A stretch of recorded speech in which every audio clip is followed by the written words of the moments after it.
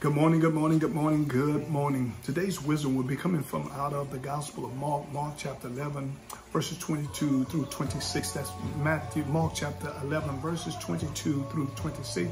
Our theme today is a little faith can make a big difference. A little faith can make a big difference. Of course, Jesus was teaching his disciple a message or a lesson on faith and prayer. After the previous day, he cursed the fig tree and the tree they saw the next day withered up. Jesus talked to them about the object of their faith. Of course, second, he talks about the opportunity to use faith. And thirdly, he talks about the obstacles of faith. In verse 22, he says, have faith in God. All of us have faith in something. Faith has to have an object. Some of our object of our faith may be our job, our career, our money, our friends, or whatever.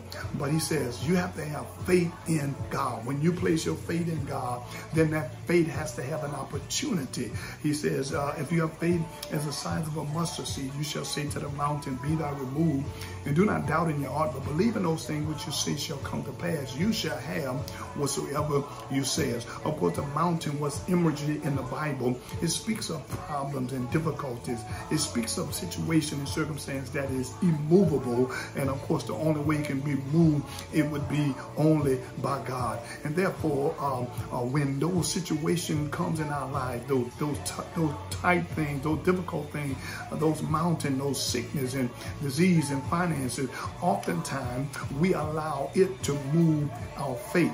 But when our object of our faith is God, then it has an opportunity for us to use the faith that God gives us and to speak to our mountain. Of course, and there are obstacles in our faith. In verse 24 through 26, the first obstacle he talks about is unbelief. He said, whatsoever things you desire when you pray, believe that you receive them and you shall have them. Of course, unbelief will hinder our faith. And then not only unbelief, but unforgiveness. He said, when you pray, and if you have aught against your brother, forgive them of their trespass. And if you don't, neither will your heavenly Father forgive you and your trespassing. So unbelief and unforgiveness will hinder our faith. But when we have faith to believe God, and when we forgive others, then our faith will begin to make a big difference. I pray for you today that God will bless you real good, that he will be gracious unto you and give you peace. That's my prayer for you and your family today. A little faith can make a big difference.